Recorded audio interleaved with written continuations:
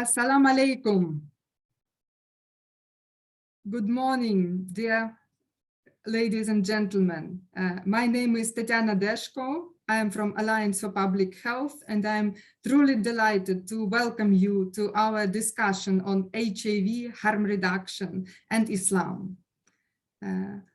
Дорогие дамы и господа, меня зовут Татьяна Дешко из Альянса общественного здоровья. Я искренне рада приветствовать вас на нашей дискуссии по ВИЧ, снижению вреда и исламу. Chers mesdames et messieurs, je m'appelle Tania Deshko de Alliance de santé publique et je suis très heureuse de vous voir dans notre discussion de VIH, réduction des risques et l'islam. First of all, I would like to ask you to please choose your language by clicking on the globe on the lower bottom and selecting your language. Please do so now. В первую очередь прошу вас выбрать язык, на котором вы будете слушать этот вебинар. Нажмите на глобус на нижней панели и выберите ваш язык.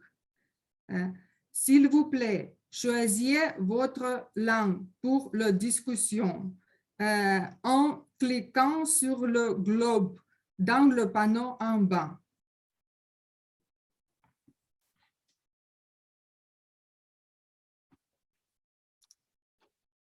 Now we will be starting with our discussion, and I would like to first of all invite Andrei Klепиков, Executive Director of Alliance for Public Health, to please give the welcoming words and the background for setting this webinar discussion.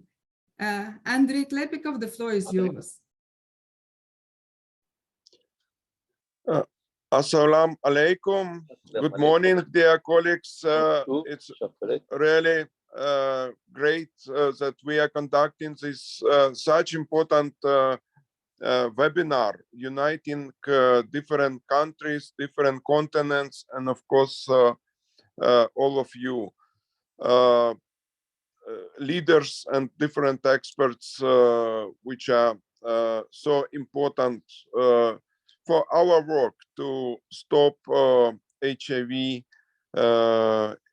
in the world, in our countries, and make HIV response more sustainable. This webinar is conducted within the project called SOS, Sustainability of Services. And we would like to flag that among 14 countries of the project, actually, 7 countries are with strong Islamic influence. So that's why we decided to look at the best examples of the response where HIV response can be more sustainable due to support and coordination from with religious groups, in particular with Islamic leaders. And when we look around the world, we actually found example of Malaysia as the most inspirational and the most relevant, where we see not only trustful relations and coordination and collaboration, but also results how Islam can help to stop HIV, can support provision of the lively essential services such as harm reduction. And those were so inspiring examples for us. So we decided to find a way to share it across the region, Eastern Europe and Central Asia, but actually more widely. I am so thankful that colleagues from Senegal, from West Africa are there as well. This is a great example of cross-country collaboration which hopefully will bring also inspiration, but also some changes and some innovations, some next steps to be introduced in our countries. So I would like to thank all of you who participating, and first of all to our colleagues from Malaysia leading on sharing their experience, and so would like so greatly warmly welcome all of you. Thank you. Thank you very much, Andrei. And indeed, it is a thank you to our bright colleagues in Malaysia, and especially to Professor Adiba Kamarul Zaman, that this meeting became possible. And I'm truly delighted to welcome Professor Adiba, a great, bright global leader in HIV response, a person who made a true difference for HIV response in Malaysia and in the region, and who is now also a member of the Global Commission on Drug Policy, to please give several welcoming words to our meeting. Dear Professor Adiba, the floor is yours. Thank you very much, Tanya and Andre. Bismillahirrahmanirrahim, and assalamu alaikum to all my friends from all over the world. And I think you've just been too kind. That it really is our honor and to be here today, and it would not have happened without the two of you, Tanya and Andrea, who, if those of you who do not know, come from Ukraine, and it really blows my mind to think that they can think of other people in the midst of their own hardship and war. When they approached me in Montreal at the AIDS conference in July to put together this webinar, I was speechless initially, because, you know, if I was in that position facing a war on my own land, I don't think I will have time or the bandwidth to think about other people. But here we are. It just makes me confirms, I think, what we all already know, that the Ukrainians are really very special people. So here we are today to share our experience here in Malaysia, not just at civil society here, NGO, Malaysian AIDS Council and Malaysian AIDS Foundation, but also the Ministry of Health, who is represented here, who's played you know, the leading role in putting together the harm reduction program way back in 2005. That now it has become a national program. We also have our Islamic department, JAKIM, to share their experience in supporting the program that initially, of course, was rather controversial in nature.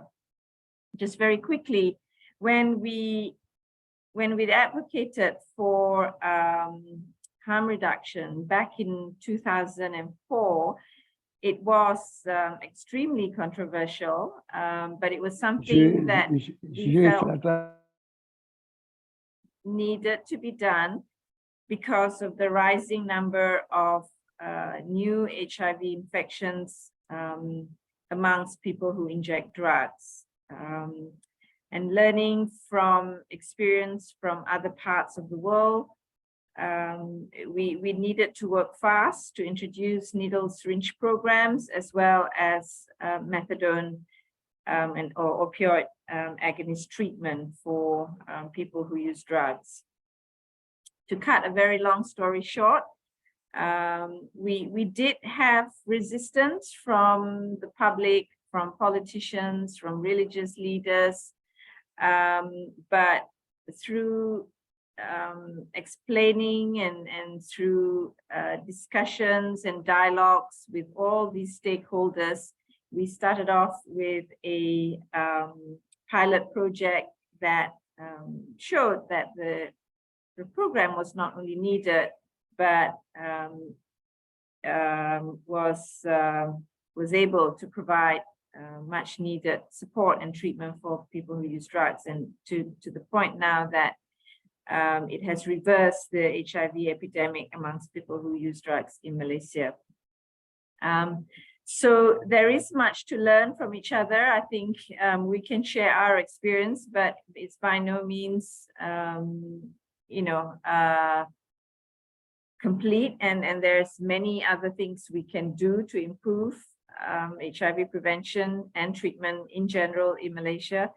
There are many, the Alliance for Public Health themselves are an exemplary program around the world that all of us can learn from, putting religion aside. I think, I had the pleasure to hear Andre present the Alliance for Public Health's response to HIV prevention and treatment amidst the war. And recently in Geneva at our the IAS Governing Council meeting. And I think, we all have a lot to learn from the programs in Ukraine as well. So with that, I hand over back to Tanya, and I'm looking forward to a very fruitful discussion to move forward the prevention programs for people who inject drugs, who remain globally as the key population that remains very neglected,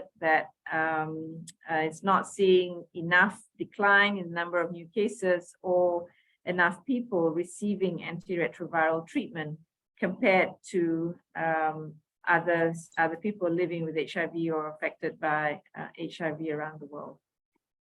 So thank you, Tanya, and over to you.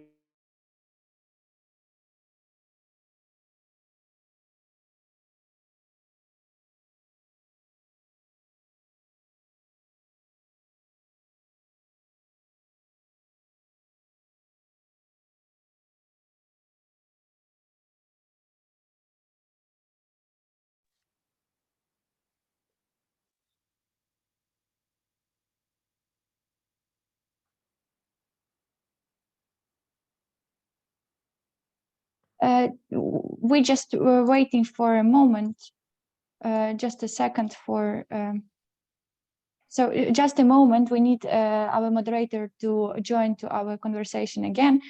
Sorry for this situation. Currently in Ukraine, it is war ongoing and some breaks of connection can happen. Sorry for that. Meanwhile, I'm still would like to remind to everyone to choose a language channel and listen to interpretation. So and switch off your microphones when you do not talk.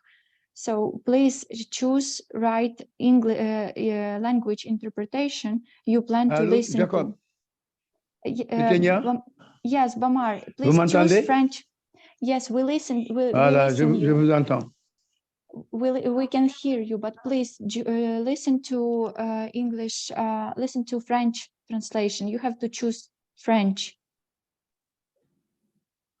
Oui. Yes, so you listen to French, right? You hear me now in French language, right?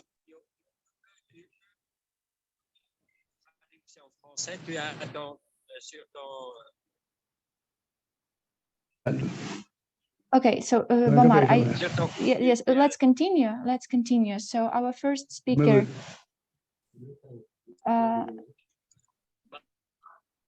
So our first speaker, I would like to give a floor to our first speaker. This will be our first session, Malaysia Experience in Islam and HIV and Results. And the first speaker will be Tuan Haji Ruslan Said from Hakim, with a presentation, the positioning of Hakim in harm reduction. Oui. Oui. Oui, j'entends.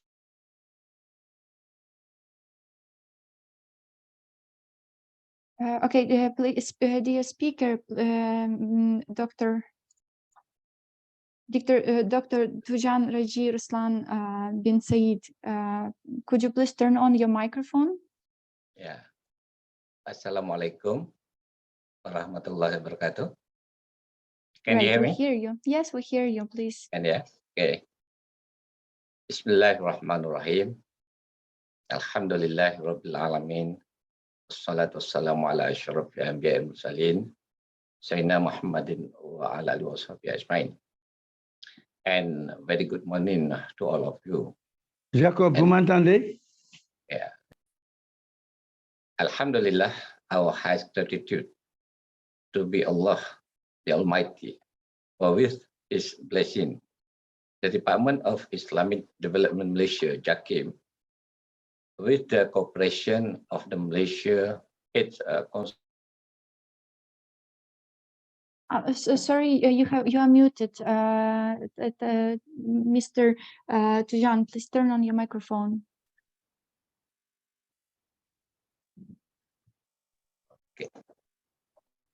Okay. Okay. Yeah. Yes, please go on. Okay, Alhamdulillah, our Jacob? highest gratitude be to Allah, the Almighty, for with His blessing, the Department of Islamic Development Malaysia, JAKIM, with the cooperation of the Malaysia AIDS Council and Alliance for Public Health, Ukraine, has successfully organized this important webinar today under title HIV, Harm Reduction and Islam. With this webinar, hopefully it will benefit the society of Eastern Europe and Central Asia with the meaningful sharing experience from all the presenters. As we are all aware, these issues and problems of HIV/AIDS in the title of Muslim is already critical. Statistics show the number of Muslims living with HIV/AIDS is continuing to increase from year to year. This phenomena needs cooperation from all sides to solve the problems. Counseling and treatment to those with high risk of being infected and those living with HIV/AIDS should be intensified. This effort necessitates a commitment from all sides, as it is a social responsibility required in Islam. Therefore, it is my hope this webinar today will be fully utilized to achieve the targeted objective. As we know, Allah subhanahu wa ta'ala has entrusted each one of us with our bodies, and we should avoid any act which will harm our physical or spiritual health. Therefore, JAKIM, as a religious department in Malaysia, play an important role of imparting awareness and values to the Muslim community about harm reduction and HIV/AIDS issues. For example, JAKIM will cooperate with Islamic religious department in Malaysia and Islamic leaders such as imams and asatizah to increase the effectiveness of missionary efforts, helping the nation, especially in harm reduction issues among the drug users with methadone therapy, and also preventing and controlling the HIV/AIDS, as well as strengthening the support for those infected and affected.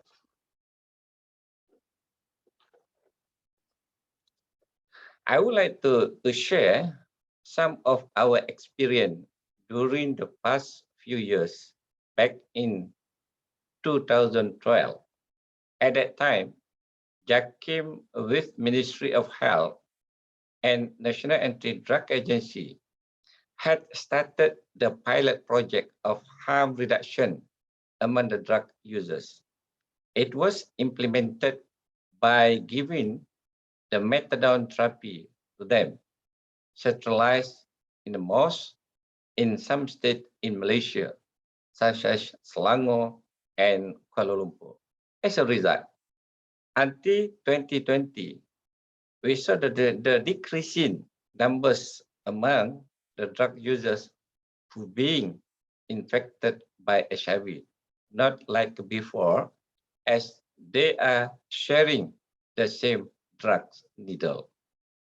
In addition, JAKIM also held a 3 days 2 night camp in mosque for the drug users to guide them with spiritual guidance. They perform salah and make a dua together to make sure they really want to build a new life as a better Muslim and servant of Allah. They advise to use a practical approach, particularly in regard to lifestyle, morality, and religious principle. Thus, it is encouraged to create a suitable setting to voice opinions and have open discussion in a safe environment, as Allah commanded in Surah An-Nahl, verse 125. A'udzu billahi minasyaitonir rajim. Ud'u ila sabili rabbika bil hikmati wal mau'izatil hasanah wajadilhum billati hiya ahsan. Inna rabbaka huwa a'lamu biman dhalla an sabili wa huwa a'lamu bil muhtadin. Meaning, call men to the path of your Lord, O Muhammad, with wisdom and good exhortation. Reason with them in ways that are best and most gracious. For your Lord best knows those who stray from his path and those who are rightly guided.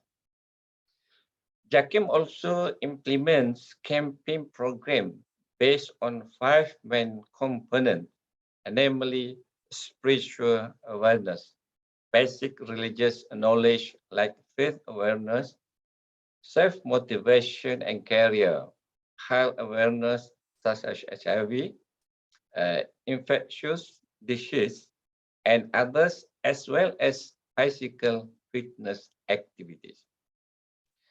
This approach is in line with recommendation from Jum'ah Amin Abdul Aziz in Fiqh Da'wah, who review that those who committed sin and disobedient need to be given second chance to correct their misconduct and seek Allah forgiveness.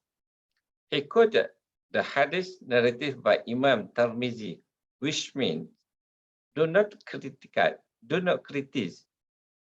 your brother because of his sin and wrongdoing until Allah bless him and test you in return. Hence, spiritual intervention program for this group should be carried out regularly and continuously, since the Ministry of Health statistics also shows a tremendous increase of HIV case result from sexual activity involving transgender and men sex with men in key population group. This is in line with Sada Az-Zar'i, what we call Sada Az-Zar'i, that means Shariah's principle, that is to prevent something that is already forbidden by Islamic law. In conclusion, I express my congratulations and appreciation to those involved in this webinar today. The cooperation in joint ideas, effort, and commitment in produce, it is something to be proud of. For these efforts, may Allah the Almighty shown His blessing on them for their noble and good deeds. Thank you. Assalamualaikum warahmatullahi wabarakatuh.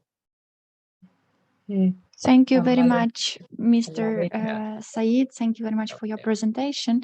If any of our participants have questions to our speakers, please use chat. We will monitor chat, and you will be, and later we'll address your questions to our respected speakers. The next speaker in our program is Professor Rusdi Abd Rashid, with a presentation Support and Responsibility, the Islamic Approach. Professor Rusdi, please take a floor. Thank you, Victoria.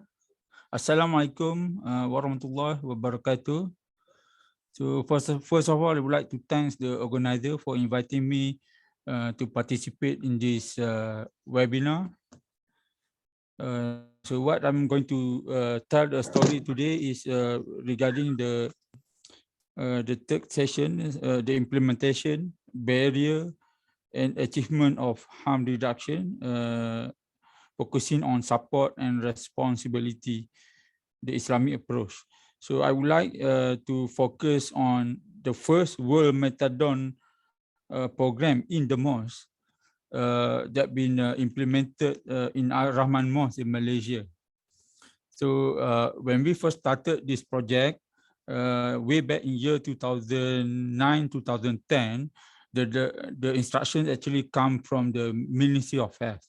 At that time, our harm reduction program, particularly the methadone program, is actually slower in terms of coverage.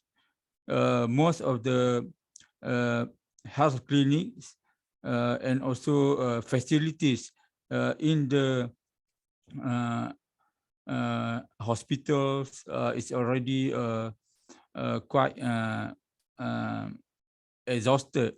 So the government needs a new platform to upscale the harm reduction program, particularly the methadone maintenance therapy program, using a new platform.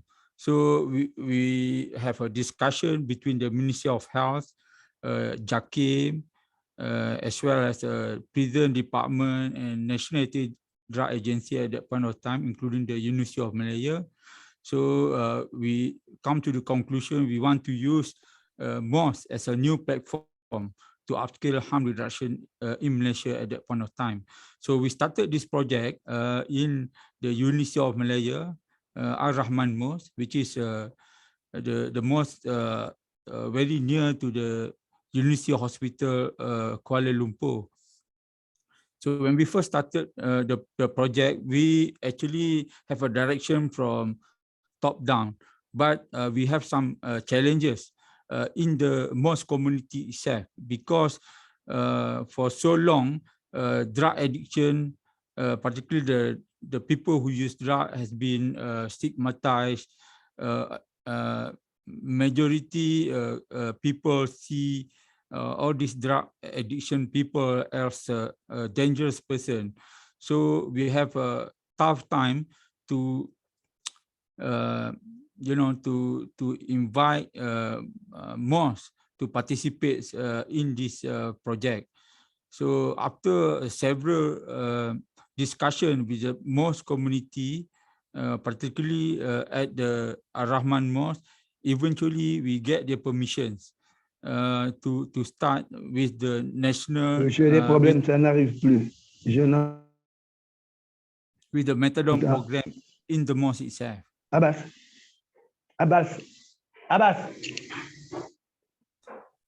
Sorry, what happened? Okay, maybe we can start with the first slide. J'ai des problèmes. Je peux aussi dire quelque chose, pardon. Il n'y a plus de traduction en français. Ah, ok, merci. Merci. Can I share my slide here? Or do you have my slide? I didn't see my slide. Yes, but Yes, there is no more translation on the galleries. Yes. Tanya? Yes. Yes. Okay. Thank you. Oui, We all maintenant noted ça on va. French translation, so we will say we are saying to our technicians. Mais il faut parler plus haut parce qu'on n'entend presque rien. Okay. Okay, thank you. Yes, thank you very much, dear Professor Rushdie. So yes, we can see the slides. We have seen the slides. Okay.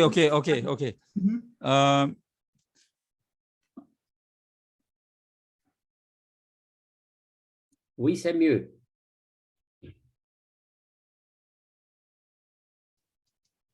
You can see my slide, yeah? Yes, we can see the slides. Which slide do you want us to go to now? Can you start from the first slide? From the first slide, okay. Okay, thank you. So we empower the most community in Malaysia to start with the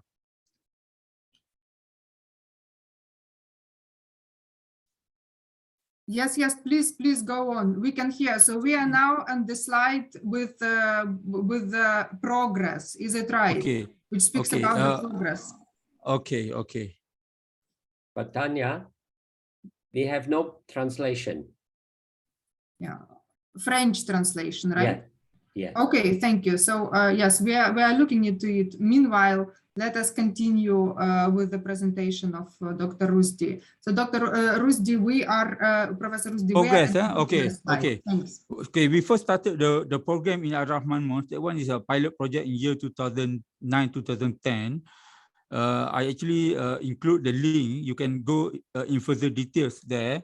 There is a YouTube from Al Jazeera about the details of the project. And after that, in year 2015, we have another expansion of the, we call it actually SEDA program, Spiritual Enhancement on Drug Addiction and Rehabilitation. It's basically a combination of medical approach using methadone and also Islamic psycho-spiritual intervention in a mosque itself, where the methadone is actually provided by the Ministry of Health, and the Islamic spiritual approach, which consists of Islamic psycho-spiritual intervention that been given by the community in the mosque itself.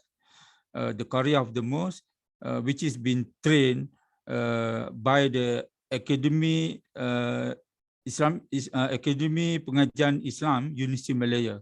They actually come from the Islamic division of faculty in the University Malaya itself.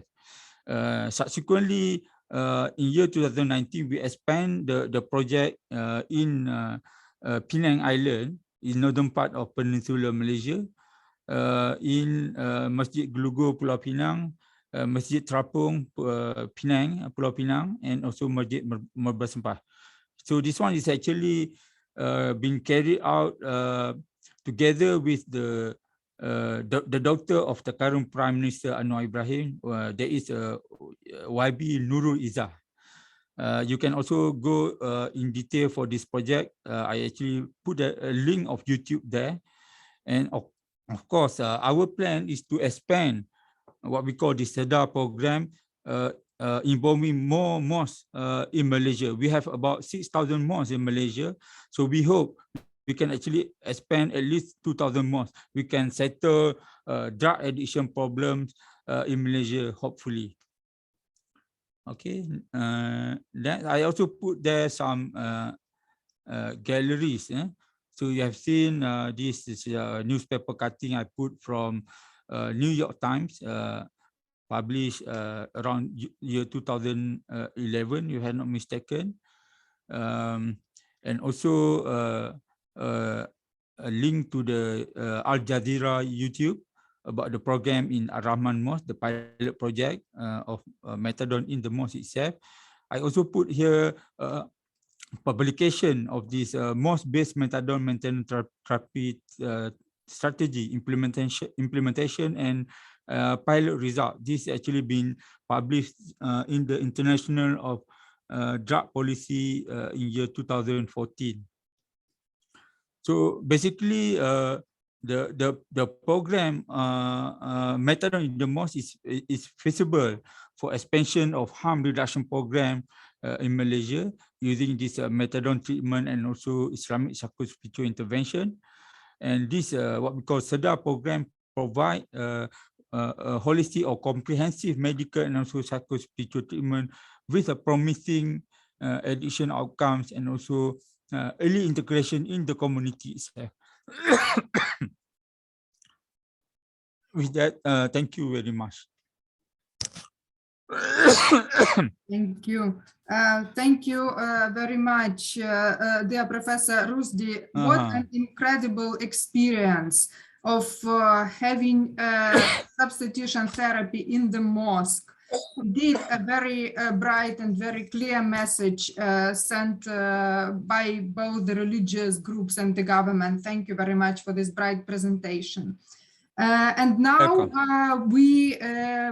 I would like to give the floor to Dr. Fazida Ruswan from the Ministry of Health of Malaysia to tell the story of development of harm reduction HIV programs in Malaysia, how they have evolved, what they have reached to, and how the government is supporting these programs, and how eventually it has impacted HIV epidemic in the country. So, dear Dr. Fazida, please, you're on. Thank you, Tatiana.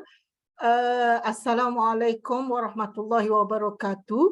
Good evening, good afternoon, good morning, ladies and gentlemen. First of all, I would like to thank the organizer for giving me this opportunity to share with you on the role of Ministry of Health in realizing the harm reduction program in the country. Next, please. Next, please. This is the outline of my presentation. Next.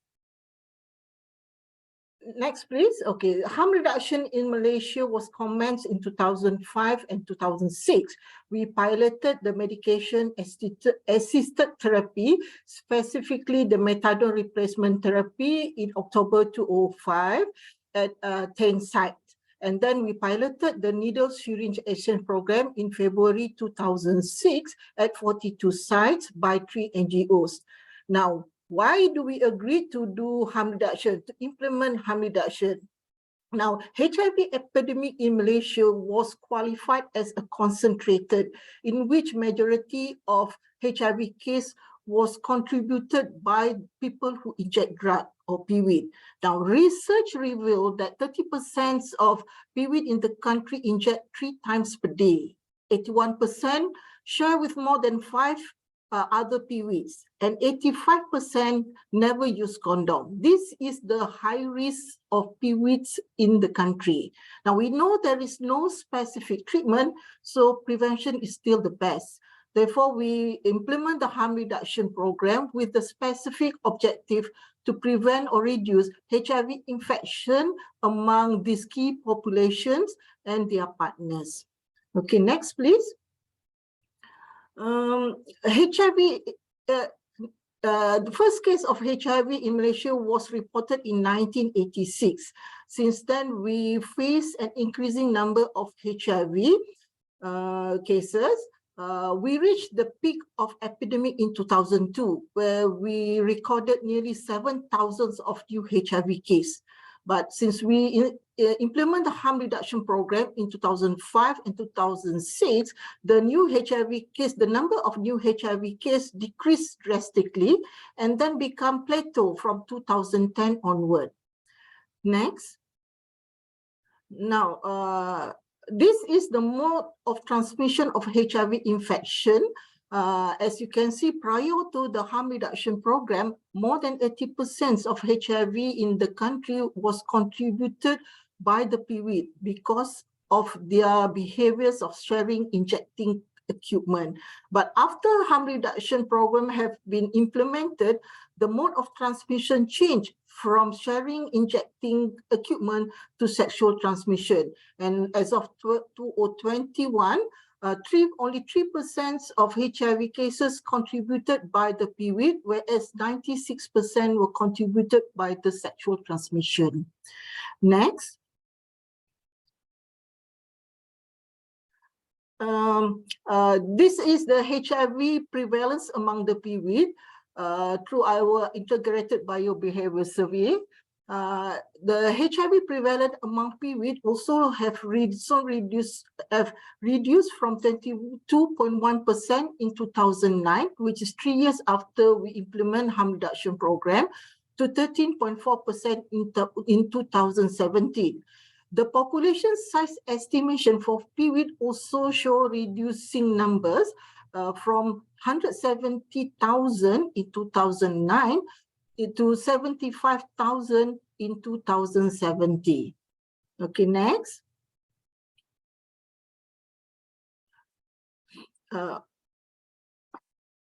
Next slide, please.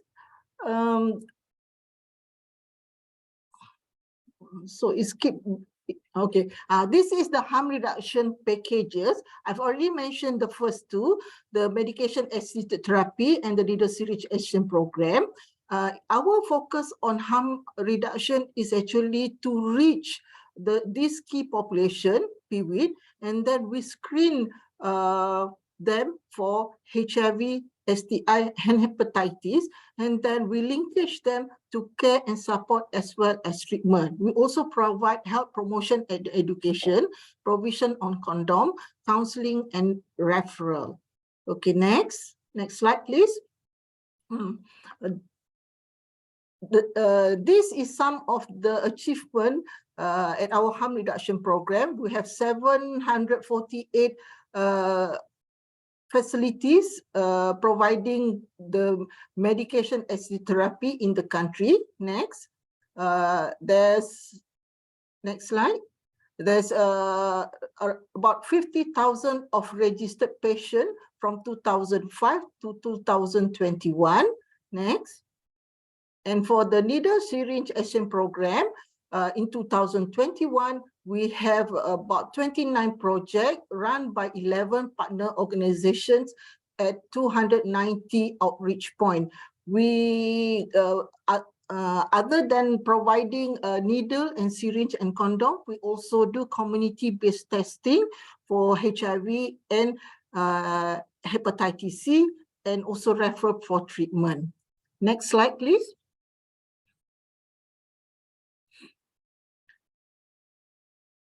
Okay. This is this is the role of MOH in harm reduction program. Now, MOH, the Ministry of Health, is the custodian of health for the country. So when we commit to implement harm reduction after the declarations of commitment signed during ANGAS in 2001, Ministry of Health took in charge, took the first step to lead the procedure. So we engage participations of all stakeholders, including the Islamic religious bodies. So at our national level, we always involve our Department of Islamic Development Malaysia, that is what we call JAKIM. And at the state and district level, we involve the state or district Islamic religious department. So all these stakeholders, including the Islamic religious body, were involved from the start of the process, that is writing up the proposal paper, developing the policy, developing the manual and SOP, up until the implementation, monitoring, and evaluations of the program. MOH presented the proposal paper, which was agreed by all the stakeholders, for endorsement or directive from the highest levels official, that is the Malaysian Cabinet, which we obtained on April 2006. This endorsement from the Cabinet is for commitment as well as funding of the program. Okay, we also conduct study visit in which we brought along our Imam and Mufti to visit one of the Islamic country. In 2009, we brought them to Indonesia and to learn the experience of the country in handling HIV and as well as harm reduction. Now, Prof. Adiba did mention that we face a lot of objection from the public, from the NGOs, from the politics when we want to implement harm reduction. So that's why the MOH with the other stakeholder conduct series of explanation to them to clarify about the situation and give the clear message, the clear justifications of the program and the needs to implement the program. The MOH also provide develop policy, manual, and SOP. Now, this manual, SOP, and policies does not only related to the harm reduction only, but also we, the Ministry of Health, with JAKIM, the Islamic religious body, developed a manual on Islam and HIV to use by the imam or by the religious leaders at the district and state level to implement religious activities for related to HIV for the people who live with HIV, as well for those enrolled in harm reduction program. We also provide technical expertise related to HIV and harm reduction to all the stakeholders and public, and also we monitor and evaluate the program for better improvement. So next slide. I would like to share you with some of the photos and religious activities with our harm reduction client. This is Al-Quran classes for our harm reduction patient or client, taught by the Islamic preachers or scholars, or training in handling dead bodies.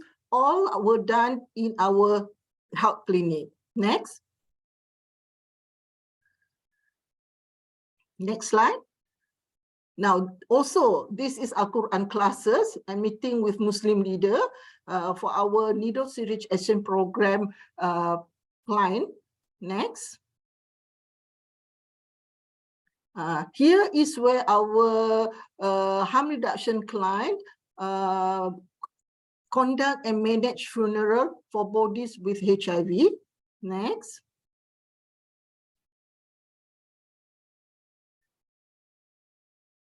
Next slide, please. And this is during the Al-Adha, where our harm reduction client involved in the slaughtering of sacrifice with the public. Okay, next. Now, for sustainability, what works? For us, this 3P is what it works for us. The first P is the political will. This is very important for we to ensure the sustainability of the program because of the need of the commitment as well as the funding and the priorities in the countries.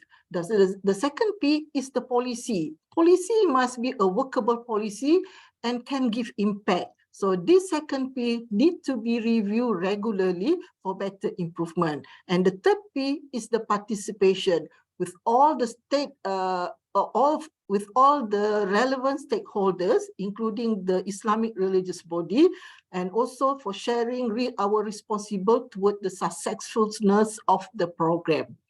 Next slide. Now, I would like to share with you the challenges and issues, not to scare you off, but to learn of what we face when we implement the harm reduction program. Manpower, when we implement harm reduction, we are using the same manpower, multitasking manpower. Okay, it's hard, but we are still able to do that. And as the program runs, we managed to have additional manpower to run the harm reduction program. Poor and negative perception on harm reduction. It was bad at the early years. However, after series of briefing, the situation have been clarified. And now the negative perception is still there, but it's now become lesser. Constraints on legal aspect. We did not change any act or any law in the country when we implement the harm reduction program. But we still face punishment for addiction, but it's not as bad as the early years. The Ministry of Home Affairs is currently looking into amending laws on law or act to provide an enabling environment for harm reduction program. Now, the next challenge is the change in trend of addiction. previously opiate is the main addiction in the country, but it changed now. Now is more to stimulant or meth addiction. Now we know methadone does not work for meth or stimulant addiction. The needle syringe action program, however, still relevant in related to injecting meth or stimulant drugs. Another challenges is dual diagnosis, that we required the assistance of psychiatrists to treat them. However, we train our paramedic and medical officer at the health clinic to identify the sign and symptom and to treat them wherever possible or refer them to the psychiatric to manage the cases. Now, the last challenges is sustaining funding and commitment. This is very important because without this, it's difficult for us to sustain the program.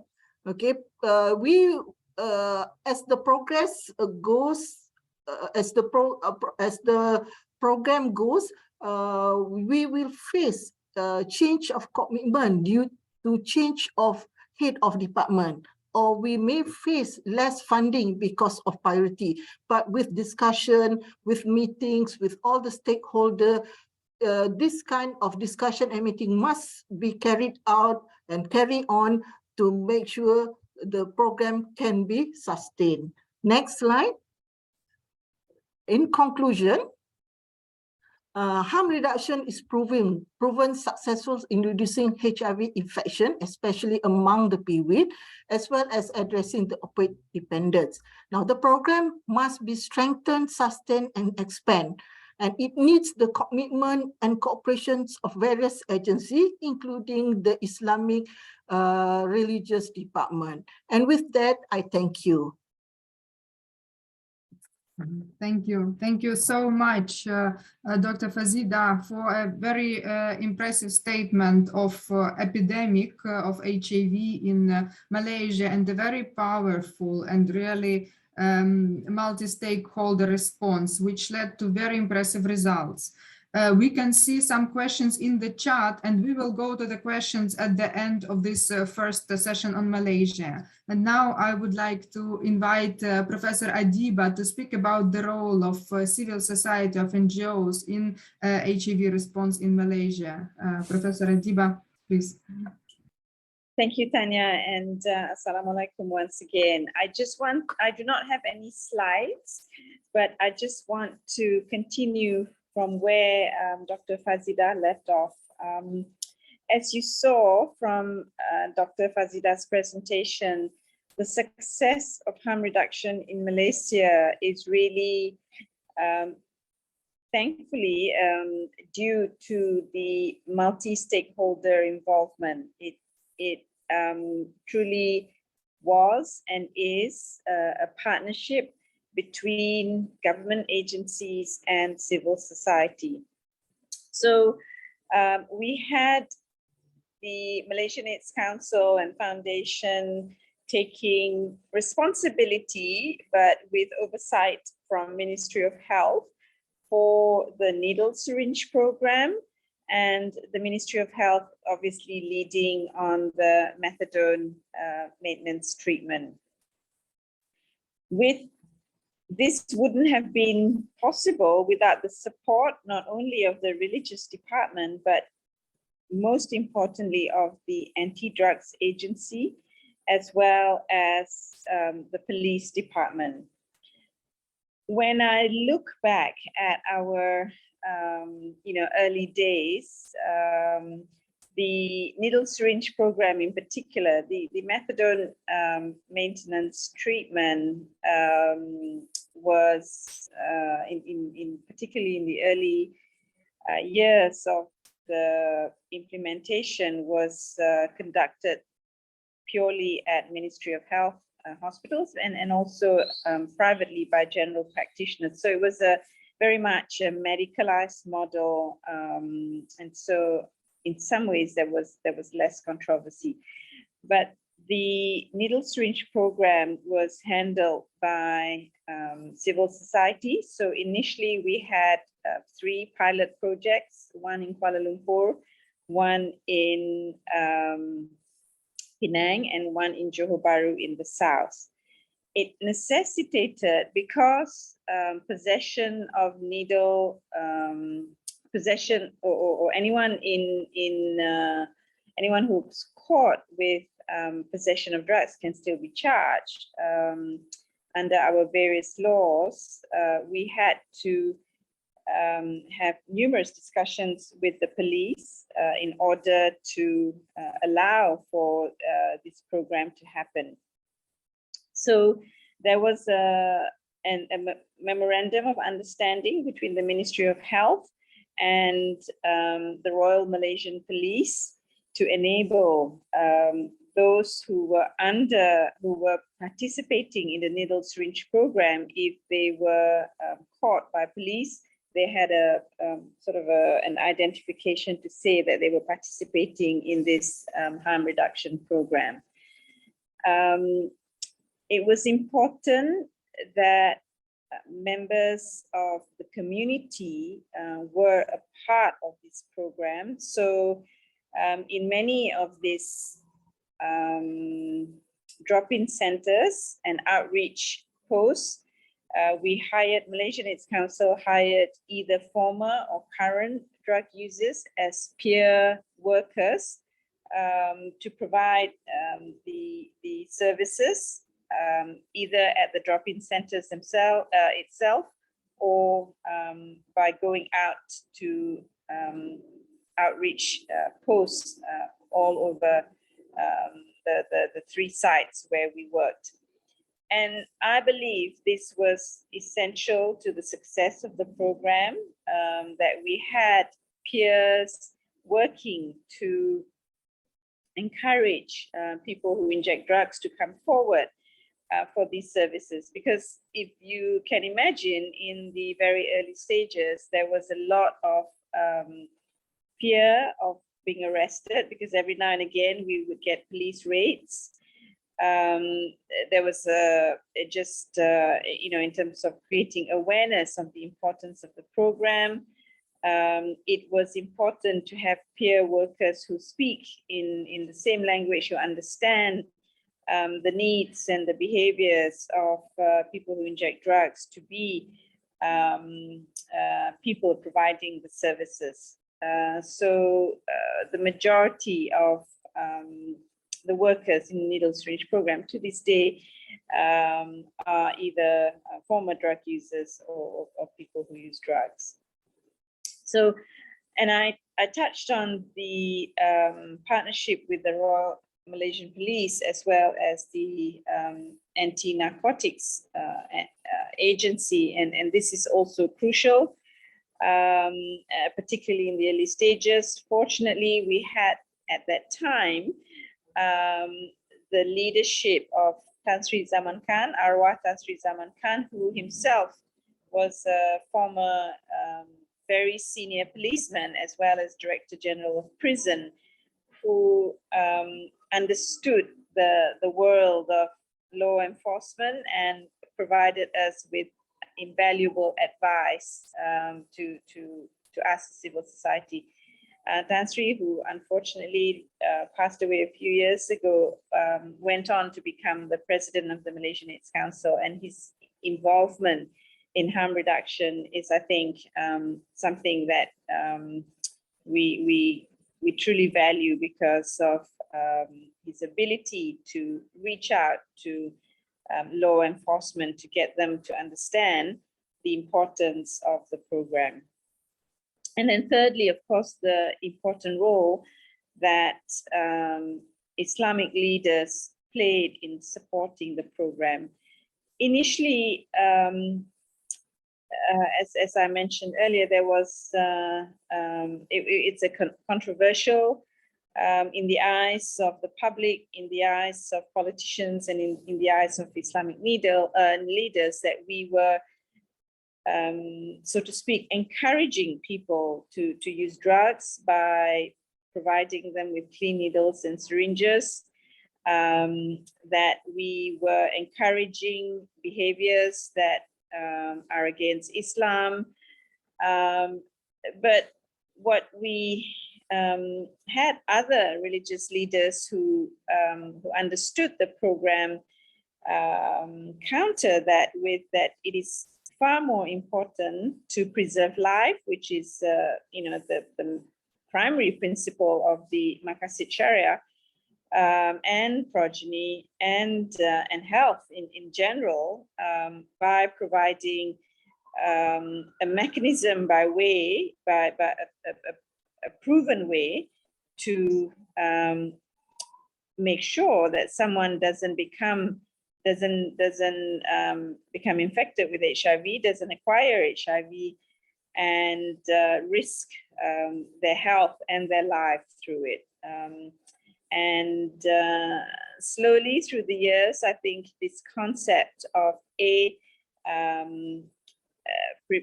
prevention and preservation of life as a crucial principle or crucial Islamic principle, as well as the other principle that we held on to is that harm reduction is a lesser evil compared to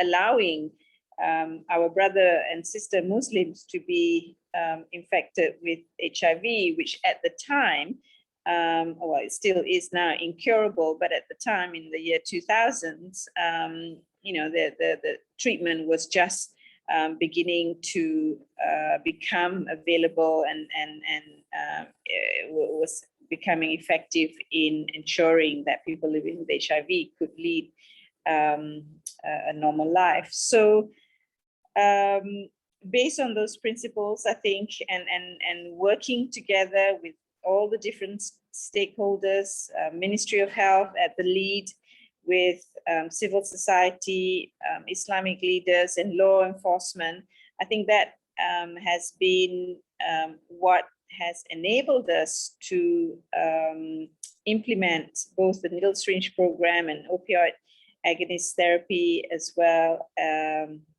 to this day, and reversed the HIV incidence and prevalence amongst people who inject drugs. But as Dr. Fazida rightly said, the trend for drug use has somewhat changed.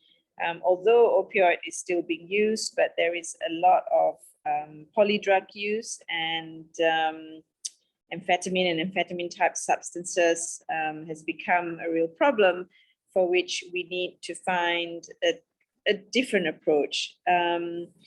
Whilst methadone or buprenorphine doesn't work as a prevention medication, however, there are other interventions that we could use in those who use amphetamine type substances, whether it's in the form of motivation or behavioral interventions.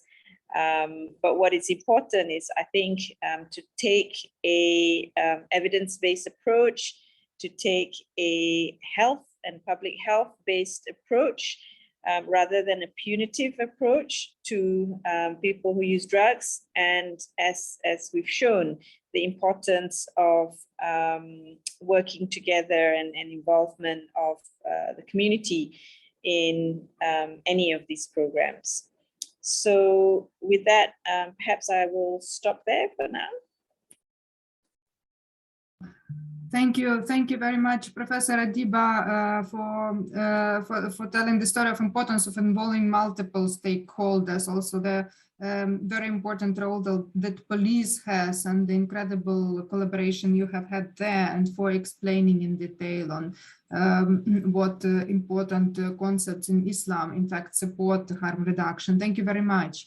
Now we have several questions in the chat, and I would like to maybe to ask our speakers to please help with some responses. So I think maybe to Dr. Fazida, I will be asking the first one in terms of the decreasing in number of people who inject drugs in Malaysia, and what are the reasons behind it. Question is about needle syringe programs and actually stimulants used in Malaysia. Are there any activities for non-injecting drug users? Dr. Fazida, a question is probably to you. Thank you. Okay, thanks, Tatiana. Now, the question of the decrease of numbers of drug use in the country. Okay, as I mentioned to you, since we implement the harm reductions program, we managed to change the behavior of these people who inject drug to decrease their risk behavior for to no more injecting. That means they enroll in our methadone program. Okay, you can see the number of that. That is part of the reason why they are decreasing number of injecting drug use in the country, and also because of the change of addiction in the country. Opiate, usually they inject opiate, but with stimulant and or meth addition, mainly they are oral admissions. That's why they are no longer injecting. Although I don't deny some of them do inject methamphetamine or stimulant, but the number is less than those inject with heroin. Okay, now based on the National Anti-Drug Agency, prior to our harm reduction program, only about 30% of stimulant or meth addiction reported, and that means about 70% of them is actually took opiate, either taken it orally or inject opiate. But after we implement the harm reduction program, it become vice versa. Okay, now it's nearly 70% of drug addiction in the country involve the stimulant or meth addiction. Okay, now we in the needle syringe action program, we cater all those injecting drug use, regardless whether they inject opiate or they inject meth or other stimulant drug. That means we do have a program, the needle syringe action program, cater for the non-injecting user. Okay, for those who inject methamphetamine and or stimulant drugs.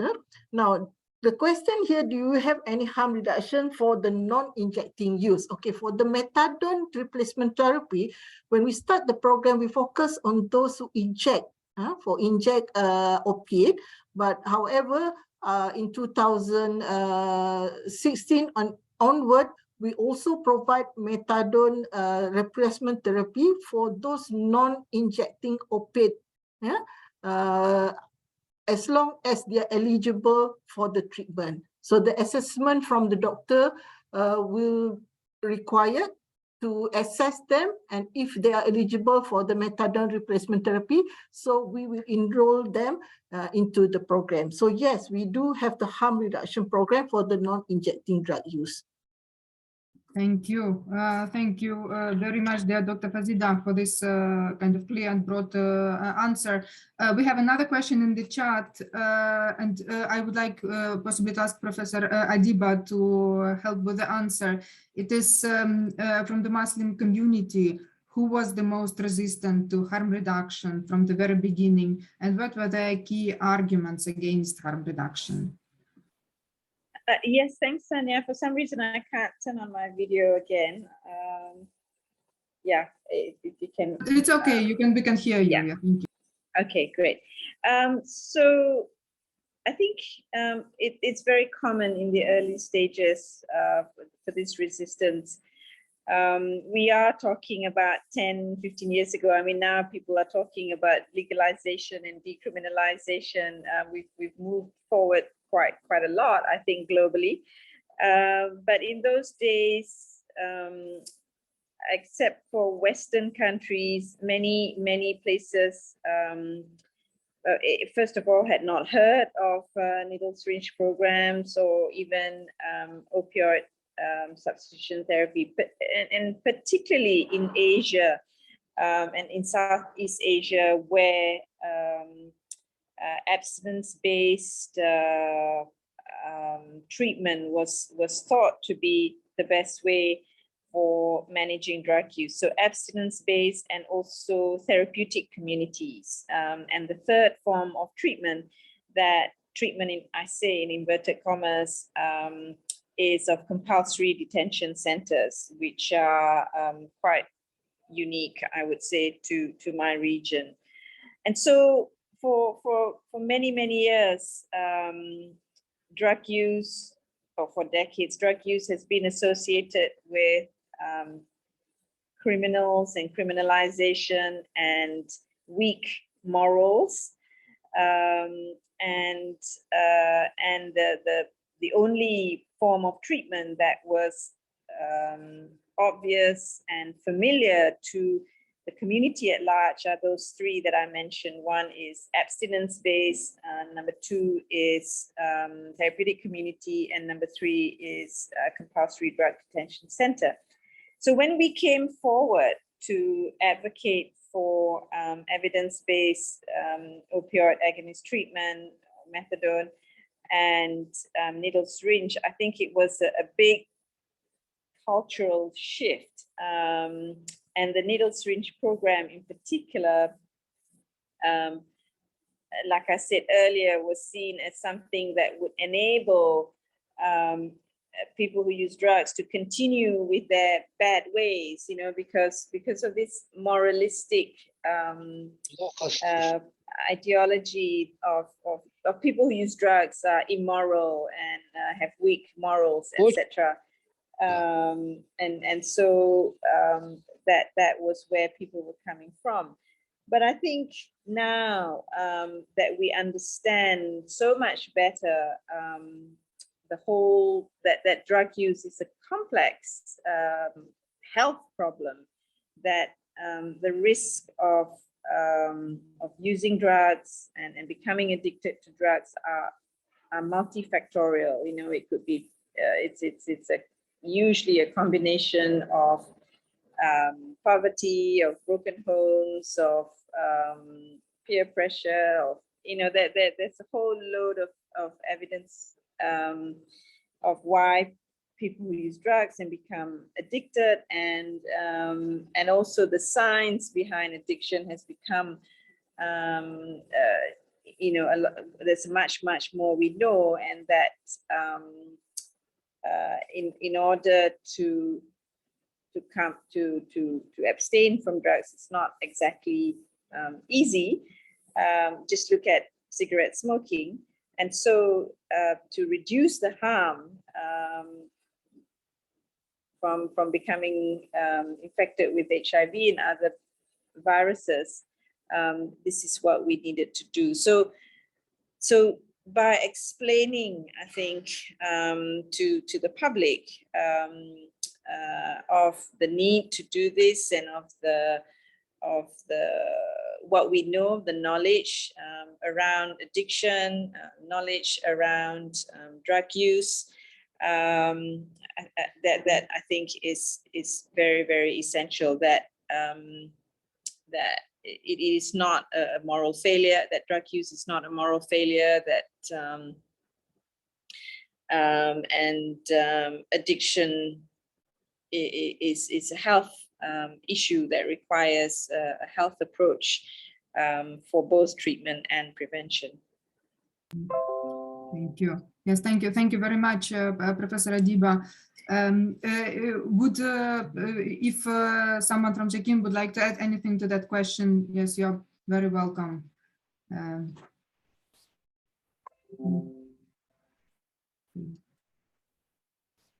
Okay. Okay, thank you very much. That was a very, very broad and clear answer. There is also another question in the chat, and with the last one for this subsession, which is about how groups in Central Asia, in Azerbaijan, who work in HIV come in contact with Islamic leaders. Are there any issues about that? Maybe if someone from the region could briefly speak about the situation now.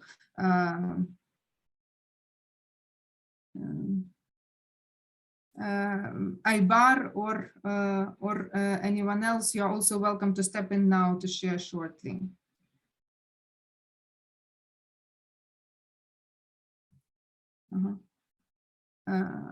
Айбар, если вы хотите сейчас несколько слов сказать, можете это сделать. Здравствуйте. К сожалению, мне последние несколько минут очень плохо слышно русский перевод. Переводчик то ли микрофон убрал, то ли приглушил как-то свой микрофон, я не знаю. Но у меня такой вопрос.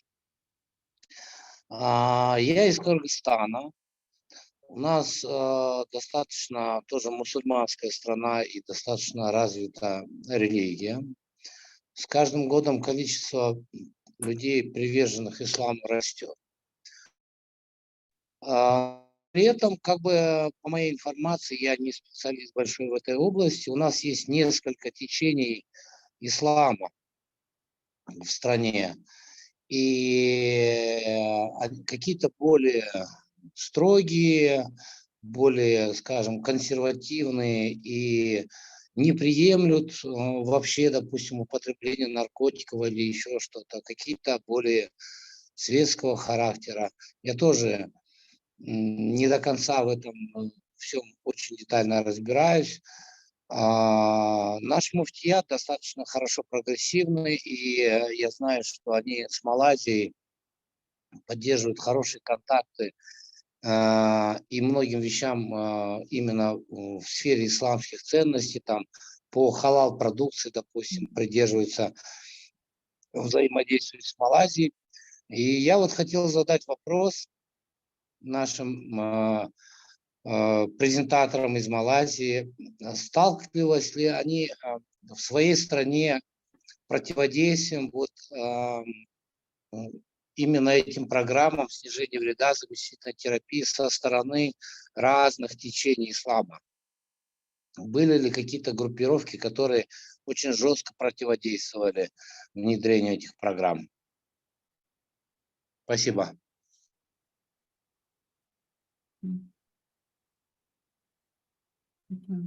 Thank you. Yes, thank you. Thank you very much, Aybar. I think there was a very similar question asked. Я все-таки, наверное, еще раз скажу о переводе. Нам не слышно, к сожалению. И другие тоже пишут, что русский перевод не слышит. Okay. Yes, there was a very similar question already asked to Professor Adiba, so I think we will not further expand on it now, and I think would like to be closing this first part of our discussion, and with a lot of gratitude to Malaysian colleagues who so kindly shared their experiences and their story. Thank you for making it accessible to our region. We really needs this discussion now, as Aybar has mentioned. I will be switching to the second part of our seminar, and I will switch into Russian now. Да, дорогие коллеги, мы переходим сейчас ко второй части семинара, когда будем говорить об опыте и о вопросах, связанных с исламом, ВИЧ, программами снижения вреда в странах Центральной Азии, а также Восточной Африки.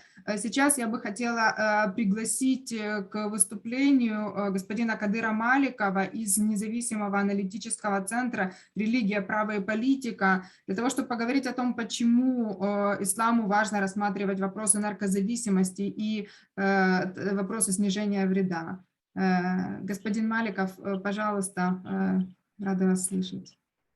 Спасибо большое. Свое выступление, или как сказать, я хотел бы начать с того, что действительно в исламе, как и, мне кажется, и в других конфессиях, употребление любого опьяняющего, имеется в виду в особенности наркотиков, оно как бы либо порицается, либо является полностью запретным.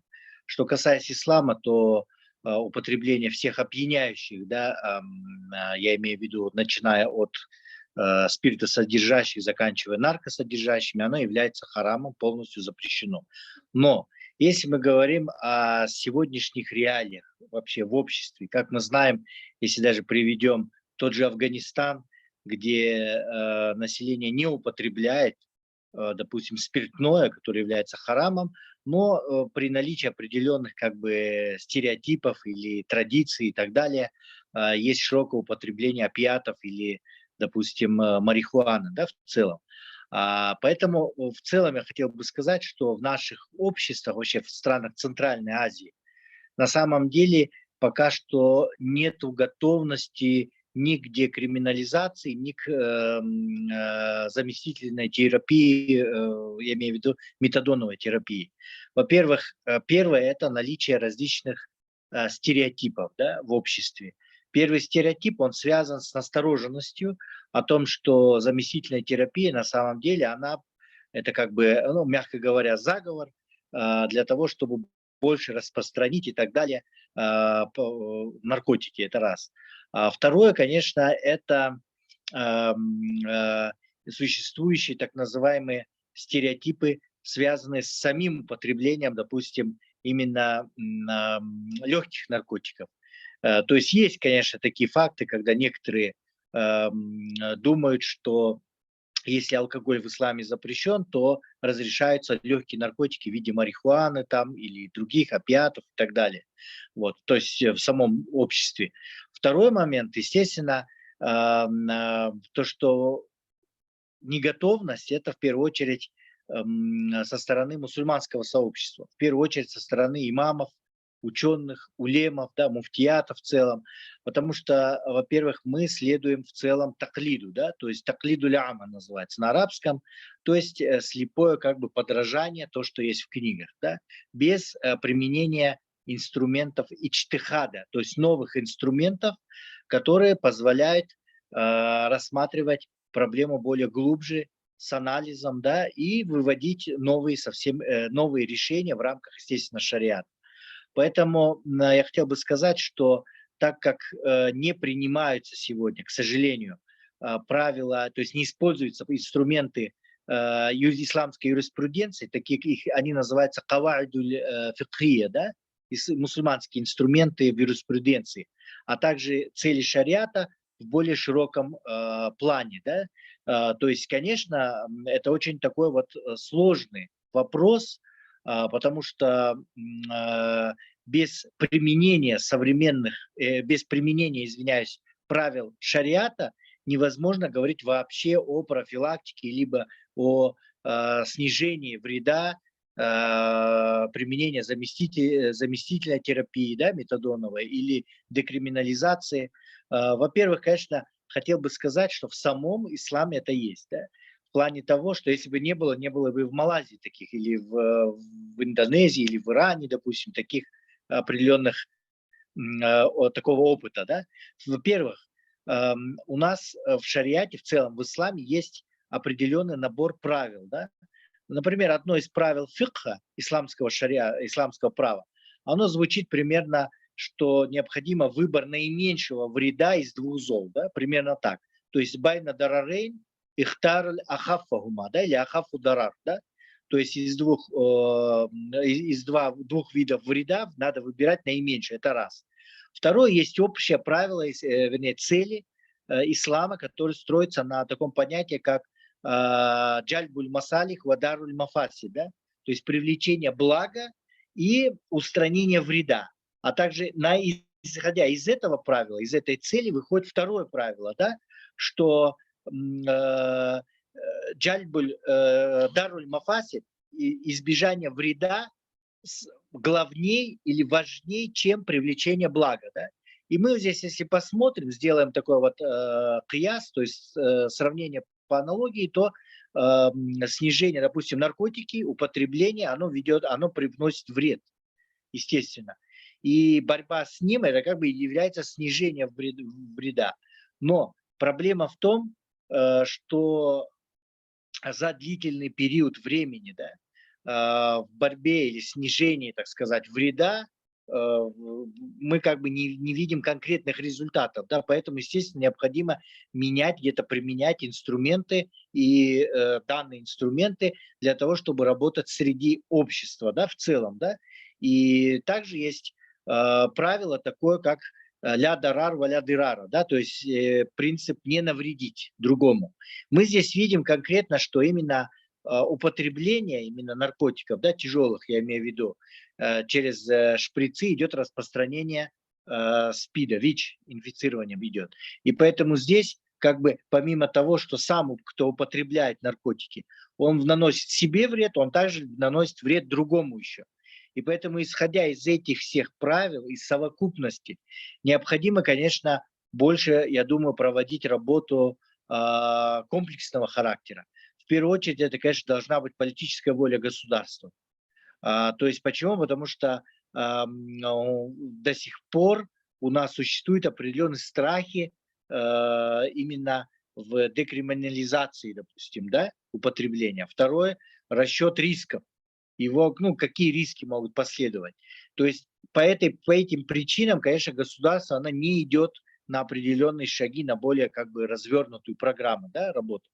Вторая часть, это самая, наверное, сложная, это работа непосредственно с улемами, с муфтиатом. Потому что, к сожалению, наше традиционное, в целом наше духовенство, не только в Кыргызстане, я думаю, и во всей Центральной Азии, оно не готово к данным, как говорится, новшествам, к данным программам. Вот. То есть без этого комплексного подхода, конечно, невозможно достичь каких-либо результатов. В любом случае существует очень много моментов, конечно, рисков, где-то настороженности, да, и это только путем длительной работы, именно совместной работы.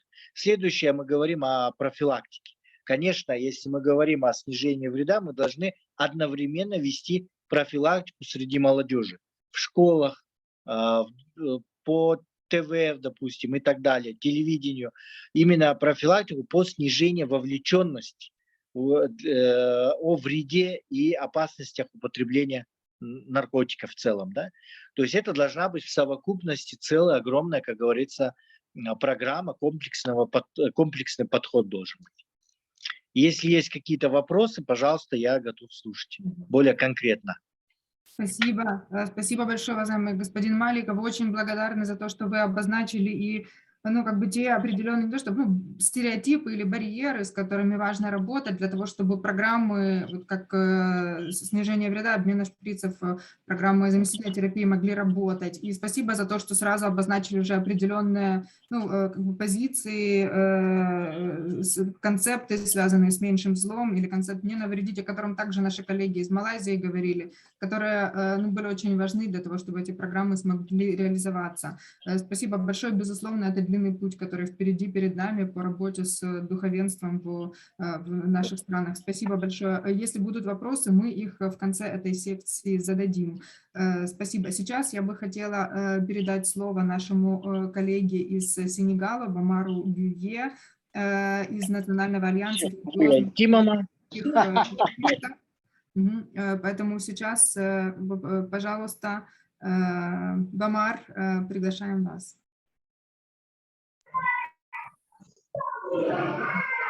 Bonjour, vous m'entendez?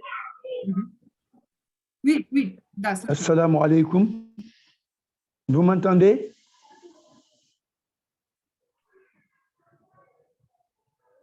Да. Je peux aller, c'est OK?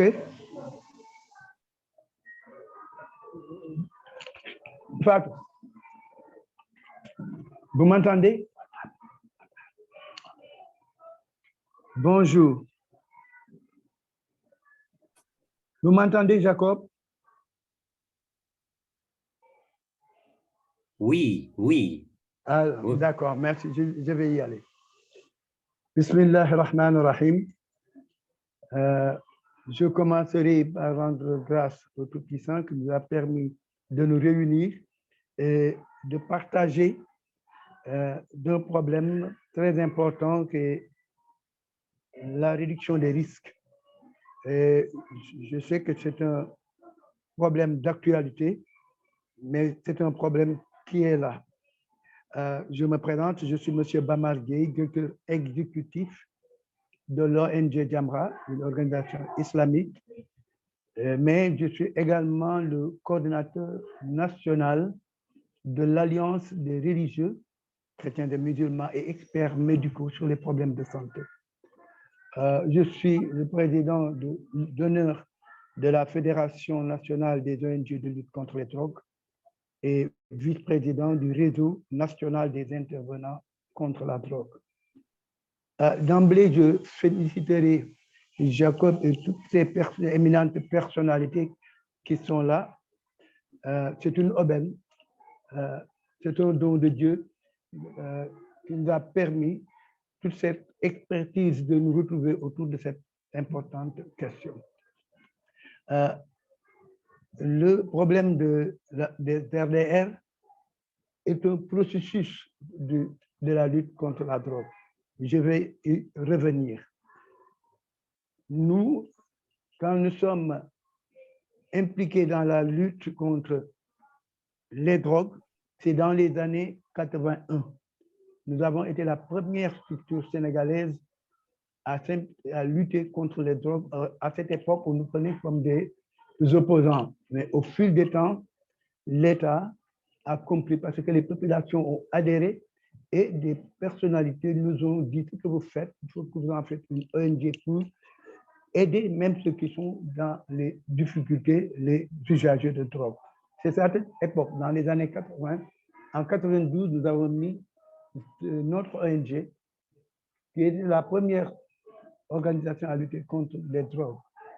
Et au début, nous ne faisions que de la prévention, nous faisions des dénonciations. C'est après que nous avons mis en place en 92 notre centre de documentation et d'information sur la drogue et le VIH en 92. Et là, je m'excuse à ce que vous entendez en fond sonore. C'est une préscolaire qui regroupe les enfants de bas âge parce que nous nous sommes dit, dans ce processus, il faut armer la poitrine des enfants de la foi pour qu'ils puissent distinguer afin que les problèmes, les fléaux ne les emportent. Et tout au début, nous fustigeons, nous faisons de la prévention sur la drogue. Avec l'avènement du VIH, qui est de plus, nous avons eu à organiser, à sensibiliser les populations en collaboration parce que nous sommes membres du comité interministériel de lutte contre les drogues, mais également membres du CNLS, comité national de lutte contre le sida. Nous avons fait avec le coordonnateur national une tournée nationale pour impliquer les leaders religieux musulmans. Nous avons fait un colloque sur sida islam. Ça a eu un succès, un retentissement parce que tout au début, il y avait de la résistance. Beaucoup d'acteurs religieux ne connaissaient pas le VIH. Certains méconnaissaient la drogue. Il a fallu qu'on aille vers les leaders religieux, les informer, les sensibiliser. Et à cette époque, ça fait plus de 30 ans, ils ont adhéré et on a eu à partager avec eux en organisant le premier colloque. Et le coordinateur national nous a instruit de nous rapprocher de nos frères chrétiens pour qu'ils fassent les réponses chrétiennes dans la lutte contre le VIH. Donc, c'est après que nous avons mis en place l'Alliance des religieux qui regroupe les chrétiens et les musulmans. Et chacun, de manière sectorielle, qui continue des activités. Et là, nous avons eu à former depuis près de 10 ans par les tournées nationales les imams, les prédicateurs, les prêcheurs, les chrétiens de leur côté ont eu à former les catéchistes, les abbés et autres. À l'époque, au début, nous faisions de la prévention. J'ai entendu quelqu'un dire, je les salue au passage, toute cette expertise qui est là. La drogue, nous savons que c'est un fléau social qui nécessite des solutions sociales. Parce que, comme quelqu'un l'a dit, la religion, la point de contrainte en religion. Au début, on je ne dis pas condamner, mais on fustigeait ceux qui utilisent les drogues ou qui ont des comportements déviants. Mais aussi, c'est notre rôle de les amener très tôt tout le droit chemin ou de changer de comportement. Et avec l'avènement ou l'implication des religieux qui ont joué un rôle au début, les programmes, que ce soit la lutte contre la drogue, que ce soit le VIH, ils avaient des problèmes pour parler avec les gens. Le colonel Moussa Thior, qui avait le programme de lutte contre le paludisme, l'a dit à maintes reprises. Nous avons vu qu'il fallait faire une percée. Il a fait comme le docteur Ndoye, il est allé vers les acteurs religieux, les impliquer, les former pour qu'on puisse travailler dans ce sens. Le problème de la drogue est lié au VIH, parce que tout au début, on parlait de drogue et TS, travailleurs du sexe. Après, il y a eu drogue et UDI, les usagers d'intraveineuses, mais également, enfin, on parlait de drogue et des hommes ayant des relations avec des hommes, VIH et drogue. Donc, c'est un problème complexe.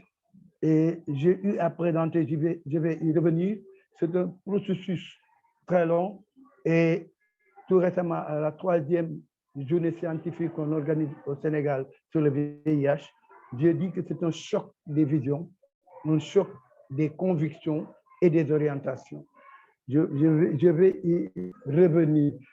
Tout au début, quand on parlait de drogue ou de VIH, les acteurs religieux, les grands leaders, que ce soit les évêques ou les imams qui avaient notre confiance et qui nous accompagnaient, je me rappelle, l'évêque de Dakar disait qu'il nous faut, quand on parlait d'abstinence, parce que les acteurs religieux ont des limites objectives, mais c'est par la force de collaboration entre les techniciens de la santé, des religieux, des travailleurs sociaux. Si on fait une bonne répartition, et ce qui a fait la chance du Sénégal, parce que si tu fais faire à un religieux quelque chose où on peut le critiquer, ça pose problème. Mais si on fait une répartition des tâches, le clinicien ou le technicien de la santé fait ses limites. Le leader religieux, lui aussi, chrétien ou musulman, je pense qu'ils harmonisent leur action, ils peuvent avoir des résultats. Toujours dans le programme de la lutte contre la drogue et le VIH, pour parler des RDR, tout au début, comme je vous ai dit, nous fustigeons, nous prévenons, mais à un moment, on se dit qu'il faut qu'on s'implique dans la prise en charge, mais pas globale, parce que sur le plan médical, si nous recevons des gens qui ont des problèmes avec la drogue ou le VIH, on les accueille parce que là où nous sommes, c'est un centre où il y a nos locaux, mais il y a aussi les préscolaires, mais on reçoit des personnes qui touchent à la drogue ou qui ont des problèmes avec le VIH, parce que depuis plus d'une décennie, on nous a confié le problème pour la discrimination, la stigmatisation. Et là aussi, il faut que nous ayons une vision large. Le médecin a un rôle à jouer, le religieux, l'acteur religieux, l'acteur social, et c'est avec une répartition de nos responsabilités que nous pourrons atteindre les objectifs. Parce que je dis que c'est une étape, un processus avec l'avènement des RDR. Pour les RDR, nous sommes comme tout au début. Toujours nous allons vers les spécialistes pour partager, discuter. J'ai eu à faire le Maroc pour une formation au Ghana avec le docteur Idrissa. Mais là, c'est un processus où on doit, entre religieux, partager, discuter de cette problématique qu'est la réduction des risques. Avant d'en arriver là, là où nous recevons des toxicomanes, des familles qui ont des problèmes avec le VIH, nous sommes des intervenants. Nous ne sommes pas des censeurs parce que nous pouvons être à la place des autres. Vous savez que le prophète alayhi salatu wassalam ou le prophète Jésus-Christ ont eu à pardonner, ont eu à comprendre vous m'excusez, le fond, c'est l'école coranique où on a une centaine d'enfants, c'est le fonctionnement et de et l'acte religieux doit être ouvert, sauvegarder, protéger les prescriptions divines, mais tout en étant tolérant, ouvert, parce que ce soit un président, que ce soit un évêque ou un imam, ou un ouvrier, ou un homme honnête, ou un homme malhonnête, ou un homme qui a des pratiques déviantes, c'est l'homme. Nous, en tant que religieux, c'est ce que nous faisons. Des fois, même des gens de votre même des corréligionnaires peuvent te critiquer parce qu'ils n'ont pas cette vision d'ouverture, qui ne veut pas dire d'acceptation de tout, mais Bamar, just a second, please. Just a second.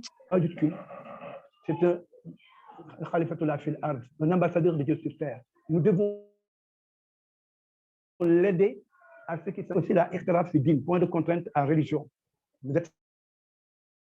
C'est pour cela que nous essayons de les renforcer sur le plan de la foi, de la morale, pour qu'ils soient beaucoup suivis dans la société. C'est pour cela que je dis que c'est un fleuve social qui nécessite des solutions sociales. Les populations touchées, les familles religieuses, les structures politiques, toutes les couches sociales sont gangrénées ou touchées par la drogue ou par d'autres pandémies. Donc, je pense que tout un chacun, acteur religieux, acteur social, nous devons être des sentinelles pour recevoir, pour aider, pour comprendre ceux qui sont dans les besoins, si je parle des RDR. Et ça pose un problème. Le problème, c'est, je dis, c'est un processus. Il y a eu des succès, il y a eu des erreurs, mais l'essentiel, c'est qu'on puisse arriver à atténuer, parce que c'est une utopie de croire à la disparition de la drogue sur notre planète. La drogue existera toujours. Mais le fait, c'est pour l'acte religieux, pour l'acte social, c'est être à même d'aider ces populations, même ceux qui sont parfois rejetés, les tendre la main pour les aider à revenir, parce que si vous les rejetez, ils vont créer d'autres petites populations qui vont gangréner la population générale. En tout cas, la réduction des risques peut être une opportunité, mais comme je l'ai dit à la 3e conférence scientifique, ces chocs de vision, des orientations et des convictions nous poussent à réfléchir au plus haut niveau, parce qu'en se départissant de quelques clichés, mais trouver des solutions avec des gens posés, des expertises comme ce que je viens d'entendre, pour partager au plus nouveau, pour faire descendre cette réflexion. Vous savez aussi bien que moi qu'il y a ce choc des visions. Il y a des gens qui sont des futuristes, qui veulent une liberté totale. Il y a des convictions, quelques-uns qui sont recroquevillés sur les recommandations sans prendre en compte quelques versets, quelques hadiths de compassion, de compréhension ou quelques citations bibliques. Tout ça, on doit les extirper de ces tiroirs pour les exploiter et travailler avec les populations. Si on rejette toutes ces populations minoritaires, ce sont ces populations qui vont aller vers les populations générales pour amener encore d'autres problèmes. Je pense que la réduction des risques est une opportunité. Au Sénégal, comme on l'a fait 10 ans avant avec la drogue, le VIH.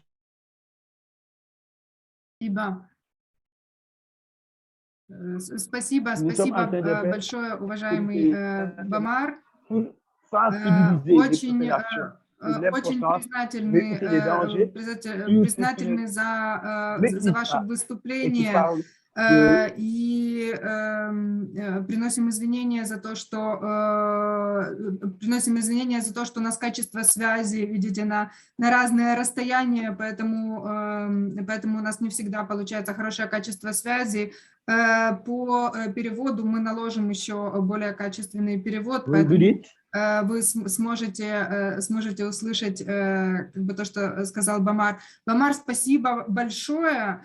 Это действительно впечатляющая история, как в самых разных странах, в самых разных контекстах программы сталкиваются с подобными дискуссиями о том, каким образом в исламской стране можно реализовать программу снижения вреда. Но прекрасный пример, который привел Бамар, о настойчивом, открытом диалоге, который происходил между разными специалистами и который был настроен на то, чтобы помочь человеку сохранить его жизнь, привел к тому, что программы заработали и работают сейчас с широчайшей поддержкой. Большое спасибо, Бамар. Дорогие коллеги, будем продвигаться дальше. Сейчас мы бы хотели услышать об опыте Казахстана по реализации программ по ВИЧ-инфекции. Я бы хотела пригласить господина Асылхана Абишева, директора Центра дерматологии и инфекционных заболеваний Казахстана, рассказать о том, какие программы сейчас ведутся в Казахстане, поддерживаются ли они государством и каковы их результаты. Спасибо. Здравствуйте, уважаемые коллеги. Разрешите предоставить презентацию в отношении государственных сервисов для ключевых групп населения в Республике Казахстан. Поддержка программ и результаты для эпидемии ВИЧ-СПИДа. Следующий слайд. Профилактические программы для ключевых групп населения, они у нас представлены в целом 20 центрами СПИД, которые финансируются за счет государственного заказа. И хотел бы сразу подчеркнуть, что 90% выделяемых на борьбу с ВИЧ средств – это бюджетные государственные средства, и 10% доноров. Что финансируется 100% государством? Государством 100% финансируется тестирование и лечение, включая в том числе контактную профилактику. И практически 80% это профилактических мероприятий также финансируется за счет государства. Какие виды профилактических программ применяются в Республике Казахстан? В Республике Казахстан применяются практически все основные рекомендуемые ВОЗ профилактические мероприятия. Это как тестирование и консультирование, это доступ к программам снижения вреда, это предоставление презервативов, доступ к иглам и шприцам, доконтактная профилактика, постконтактная профилактика, применение ВИЧ-работы по принципу равного равному. И назначение антиретровирусной терапии всем лицам, живущим с ВИЧ. И также активное применение профилактики с участием неправительственных организаций по принципу равный равному. Следующий слайд. Каким образом профилактические программы в республике доводятся до ключевых групп населения? Во всех регионах республики у нас созданы 130 пунктов доверия, среди которых осуществляется работа по программам снижения вреда. Пункты доверия созданы в Республике Казахстан с целью снижения темпов распространения ВИЧ-инфекции среди лиц рискованного поведения. Это лица, употребляющих инъекционные наркотики, имеющие большое количество половых партнеров, а также всех желающих получить информацию по интересующим вопросам. И данные пункты доверия расположены в местах наибольшей концентрации лиц, употребляющих инъекционные наркотики. И все данные услуги предоставляются на бесплатной основе, на принципах конфиденциальности, добровольности и анонимности. Также имеется наличие во всех регионах 26 передвижных пунктов доверия, среди которых группа специалистов, включая аутрич-работников, выезжает на автотранспорте в места концентрации лиц, употребляющих инъекционные наркотики, для проведения профилактических мероприятий. Что предоставляют пункты доверия? Пункты доверия предоставляют лицам, употребляющим инъекционные наркотики, стерильные шприцы, презервативы, психосоциальное консультирование, экспресс-тестирование на ВИЧ-инфекцию, направление в государственные медицинские организации для получения специализированной и квалифицированной медицинской помощи, предоставление информации о существующих в регионе государственных и неправительственных организациях, оказывающихся профилактическую помощь. Что делают у нас дружественные кабинеты? Дружественные кабинеты – это специально организованный пункт предоставления профилактической и лечебно-диагностической помощи при инфекционных заболеваниях, передающихся половым путем, зараженных ВИЧ-инфекцией и ключевым групп населения на бесплатной основе по принципу добровольности. Также хотел бы сказать, что большую роль предоставляют неправительственные организации. Это профилактика, включая экспресс-тестирование на ВИЧ, у нас применяется в основном для работы с неправительственными организациями. Это слюновые экспресс-тесты, Oral Quick, и дальнейшее оказание психосоциальной помощи и дальнейшее перенаправление для получения антиретровирусной терапии.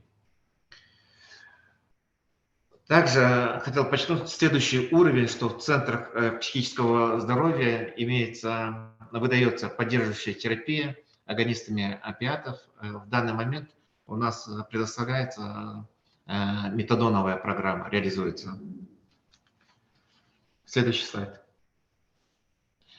Хотел бы вкратце охарактеризовать некоторые статистические данные, что население Республики Казахстан в возрасте 15-49 лет составляет 9 миллионов. Оценочное количество ключевых групп населения – 168 тысяч. Оценочное количество людей, живущих с ВИЧ – 35 тысяч. На диспансерном учете у нас находится 27 тысяч человек. И на антиретровирусной терапии у нас находится 24 826 человек, что составляет 8,7%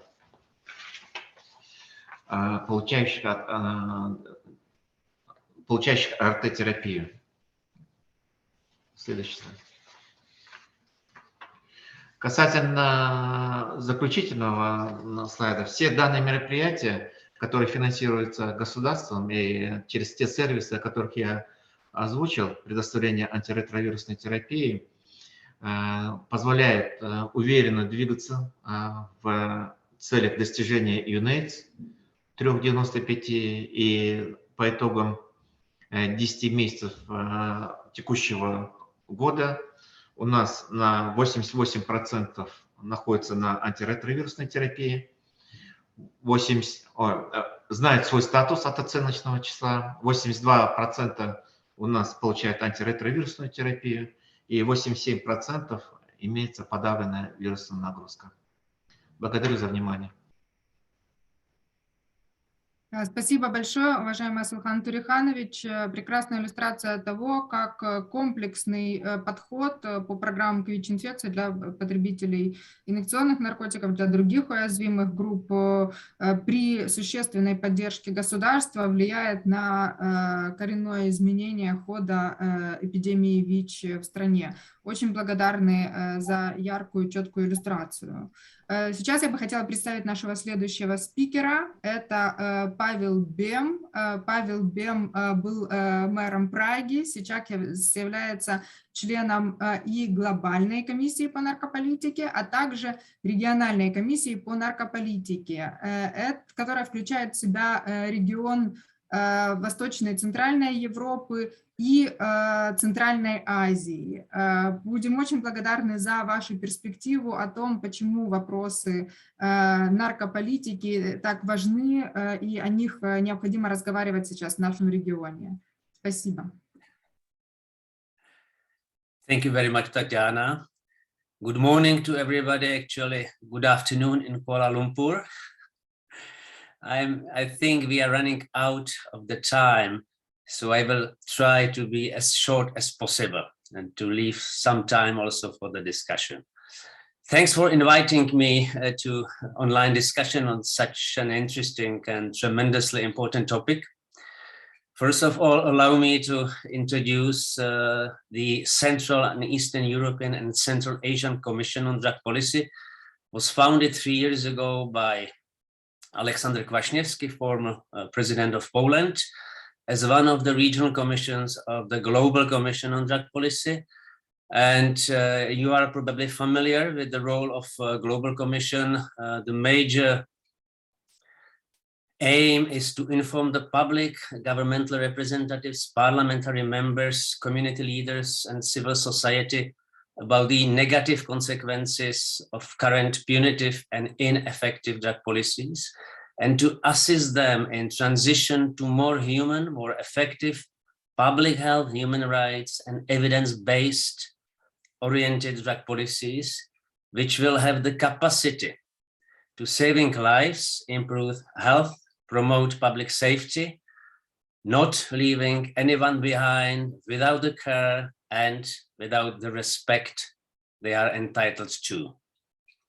As we know, and as we already heard from my colleagues from other countries in the region, the recent trends in HIV prevalence in the Eastern Europe and Central Asian region underscore the harm caused by governments in pursuing punitive drug laws. While the incidence of HIV infection dropped by more than 35% globally in the last 20 years, new infections increased by more than 30% in Eastern Europe and Central Asia in the same period, driven largely by injecting drug use and unsafe injecting practices. Certainly, Russia is a key contributor to this trend due to its prohibition of OST, opioid substitution treatment programs, lack of support for needle and syringe exchange schemes. And as we know, these wrong policies, there is enough evidence, have driven HIV AIDS epidemics in the region. Approximately 60% of new cases of HIV are attributed to unsafe drug injection. HIV and AIDS represents major public health crisis in the region and generates enormous economic, political, and spiritual burden for the future of all countries involved. Mitigating the virus transmission and also the collateral stigma is one of the most serious challenges of our time. So, what is the role of religious leaders, and should they be involved in the revision of punitive drug laws in EECA countries? It's the major question. The answer is very simple. Yes. Because religious leaders are in much closer touch with people and their daily life, much more than politicians, regulators, or civil servants. We know that HIV is fully preventable infection, and also AIDS is to significant extent treatable illness. But for achieving such a goal, it requires leadership and commitment at all levels of society. Religious leaders can use the trust and authority in their communities to change the course of the pandemic. The key aspect is how to transfer the knowledge, evidence, information, and a good practice to those target groups who are at high risk, including, for instance, families and parents living with HIV. So, how they can avoid passing the virus on their infants.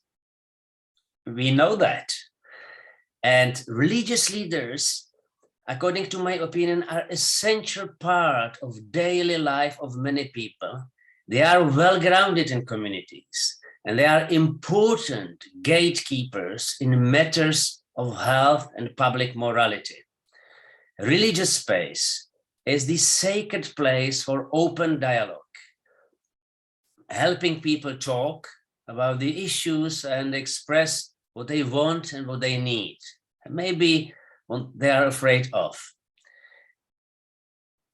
They may aggravate or reduce stigmatization of various minorities, including people who inject drugs, as well as sexual minorities such as gay and bisexual men who have sex with men. The problem is, however, even bigger and more complex, because as we know, people living with HIV and AIDS very often tend not to seek support. They could help them to live healthier lives and to prevent the spread of HIV to others. People living with HIV and AIDS are brothers and sisters and daughters and sons, mothers and fathers, relatives and friends. They are the suffering of one is certainly suffering of many. In many places, a culture of silence surrounds HIV and AIDS. People with HIV are stigmatized. They often remain silent out of fear. Where there is a silence about the drug issues, people will continue to remain ignorant, powerless, exploited, and silent.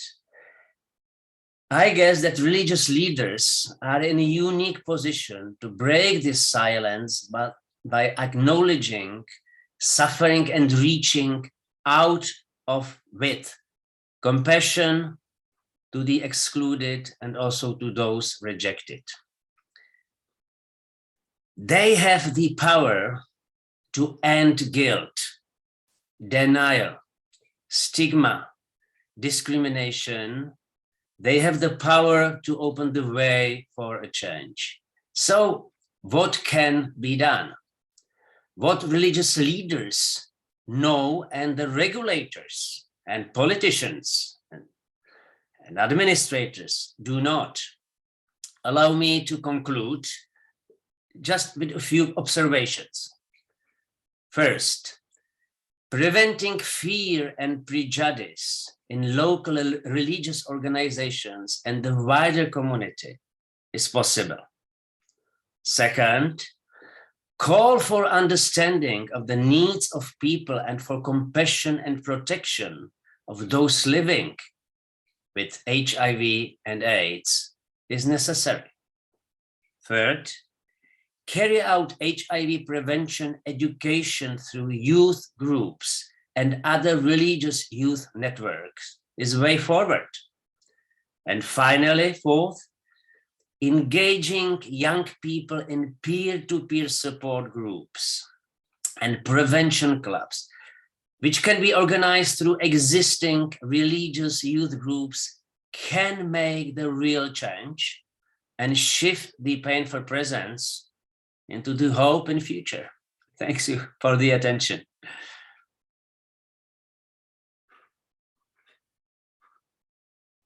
Спасибо большое, Павел, за такую широкую перспективу из разных ролей, которые вы выполняете, и за то видение, которое действительно можно реализовывать в странах и которое является залогом успеха в ответе на эпидемию, и как уже вы продемонстрировали в своей работе в Праге и в Чехии. Спасибо вам большое.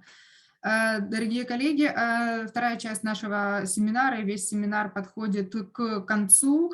У нас нету новых вопросов в чате, но, возможно, есть какие-то еще замечания или еще какие-то комментарии, которыми могли бы поделиться кто-то из аудитории. Возможно, из тех регионов, которые еще не высказывались сегодня, но присутствуют в нашей аудитории. Я вижу с нами Дамир Лалич из рука. Спасибо, Дамир, из Боснии и Герцеговины. Очень интересно было бы услышать ваше видение, перспективу из Балкан. Пожалуйста.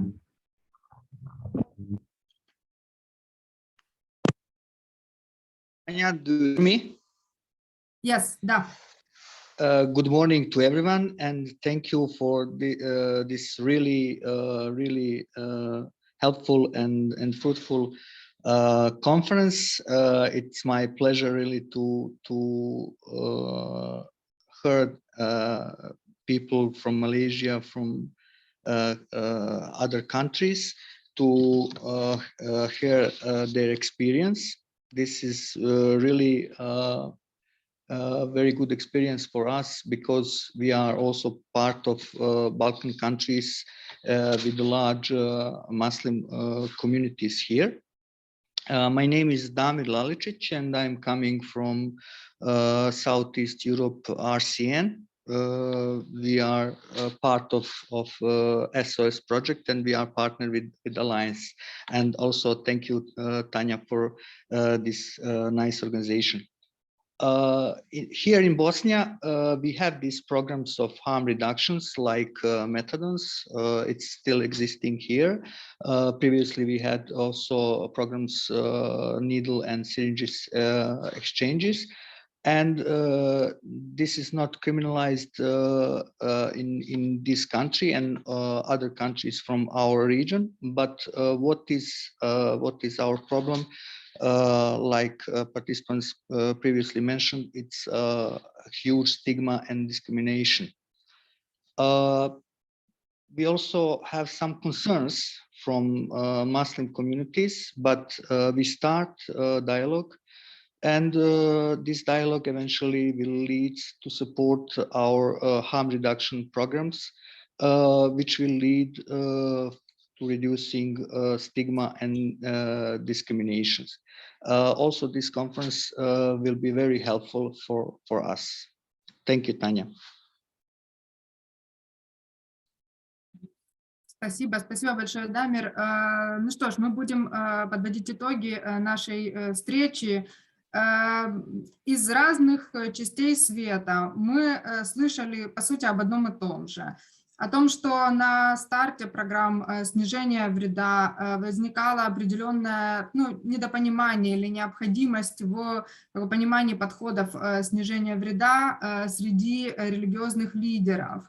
Но что в тех случаях, когда страны работали над этим диалогом, высказывали аргументы как с точки зрения религиозных позиций, нацеленности на желание не навредить человеку, применить подход, принцип меньшего зла, необходимость сохранения жизни. Вот на этих фундаментальных вещах как религиозное, так и медицинское сообщество могло объединиться и найти общее понимание того, как отвечать на программы ВИЧ-инфекции. И такие программы, как обмен шприцев и как заместительная терапия, смогли эффективно развиваться в этих странах и приводить к хорошим результатам.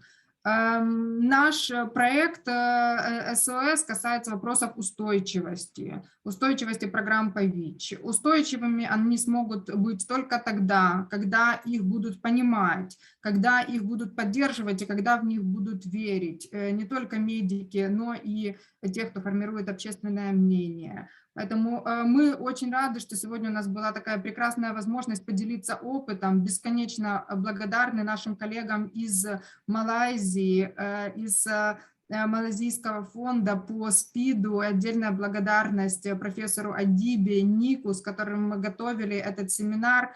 Очень признательны всем спикерам прекрасного мероприятия. Спасибо вам. Для нас это начало работы по вопросу ислама и снижения вреда. Будут следующие шаги, возможно, еще несколько таких диалогов и, возможно, такой обмен опытом для того, чтобы обменяться лучшими видениями, лучшими практиками по ответу на ВИЧ в концентрированных эпидемиях и по работе с религиозными сообществами.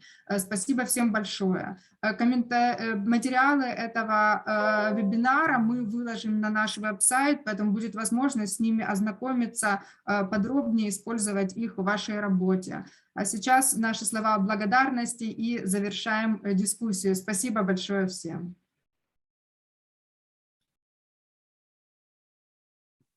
Thank you. Tanya, we should take a picture with everyone. This is such a fantastic Да, фотографию. with Да, people предлагаем, from all over the world. включите, пожалуйста, все свои камеры. У нас получилось потрясающее мероприятие, чтобы у нас было воспоминание о нем. Пожалуйста, включите камеры, мы сделаем фото.